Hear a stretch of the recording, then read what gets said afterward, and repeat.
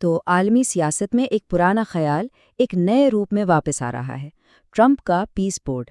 اب سوال یہ ہے کہ کیا یہ امن کی طرف کوئی نیا راستہ ہے یا پھر ایک ایسا قدم جو عالمی نظام کو ہی خطرے میں ڈال سکتا ہے؟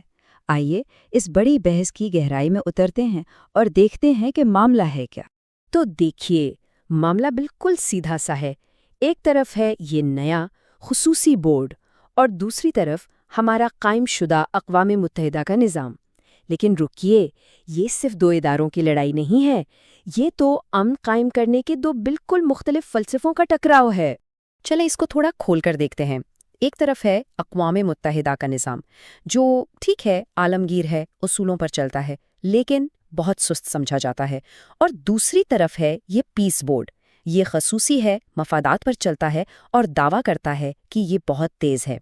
تو اصل بحث تو طاقت کی ہے، قانونی حیثیت کی ہے، اور اس بات کی ہے کہ بین الاقوامی جھگڑوں کو حل کرنے کا مستقبل آخر ہوگا کیا۔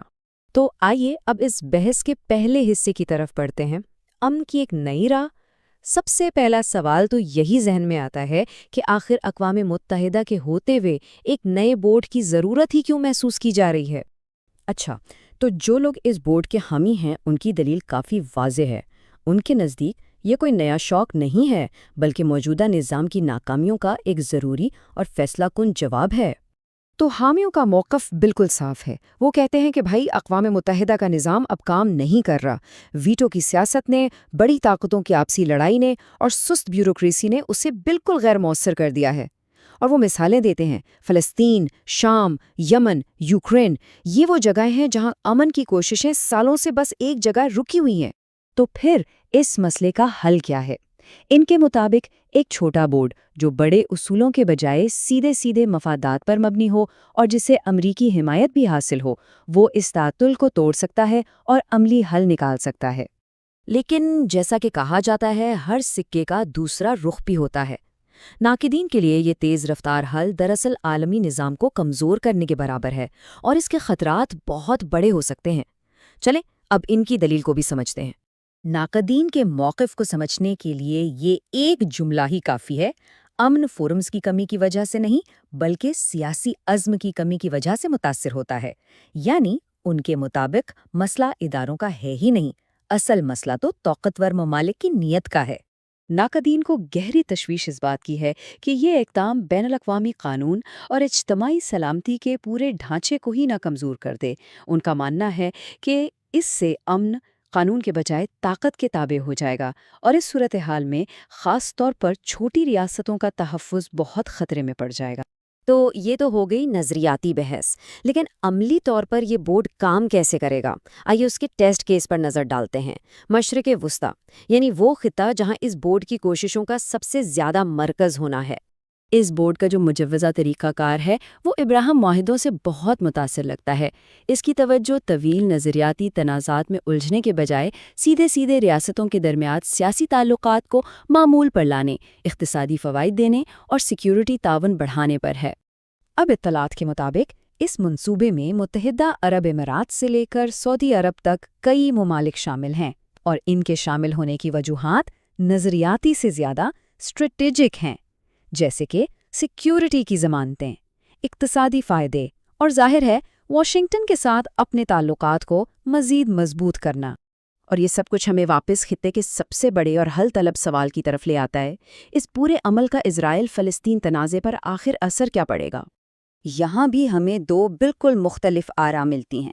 حامیوں کا خیال ہے کہ جب عرب ممالک اور اسرائیل کے تعلقات بہتر ہوں گے تو آخرکار مذاکرات کے لیے کوئی نہ کوئی جگہ پیدا ہو ہی جائے گی۔ لیکن دوسری طرف ناقدین کہتے ہیں کہ بغیر کسی شرط کے تعلقات کو معمول پر لانا فلسطینیوں کے موقف اور ان کی سودے بازی کی طاقت کو بہت کمزور کر دے گا۔ تو ٹھیک ہے، مشرق وسطی کی مثال سے آگے بڑھتے ہوئے اب ذرا بڑی تصویر کو دیکھتے ہیں۔ یہ بحث صرف ایک بورڈ کی نہیں ہے، بلکہ یہ طاقت، اصولوں اور پورے عالمی نظام کے مستقبل کی بحث ہے۔ یہاں ایک بہت اہم تصور سامنے آتا ہے جسے کہتے ہیں منی لیٹرلزم۔ اب یہ کیا چیز ہے؟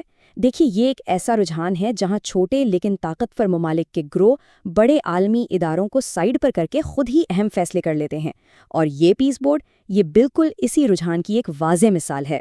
تو سمجھنے کی بات یہ ہے کہ عالمی سفارت کاری میں ایک بنیادی تبدیلی آ رہی ہے۔ ہم ایک ایسے نظام سے دور جا رہے ہیں جو اجتماعی سلامتی اور اصولوں پر مبنی تھا، اور ایک ایسے نظام کی طرف بڑھ رہے ہیں جہاں قومی طاقت ہی سب کچھ طے کرتی ہے۔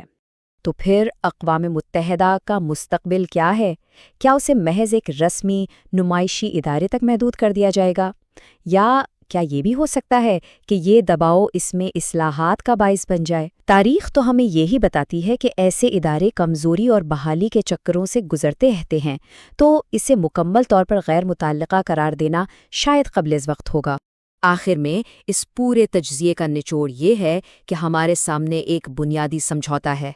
ہو سکتا ہے کہ یہ پیس بورڈ ہمیں فوری طور پر کچھ سفارتی کامیابیاں دلا دے، لیکن اس کی قیمت ہمیں طویل مدتی ادارہ جاتی استحکام اور عالمی گورننس کو کمزور کرنے کی صورت میں ادا کرنی پڑ سکتی ہے۔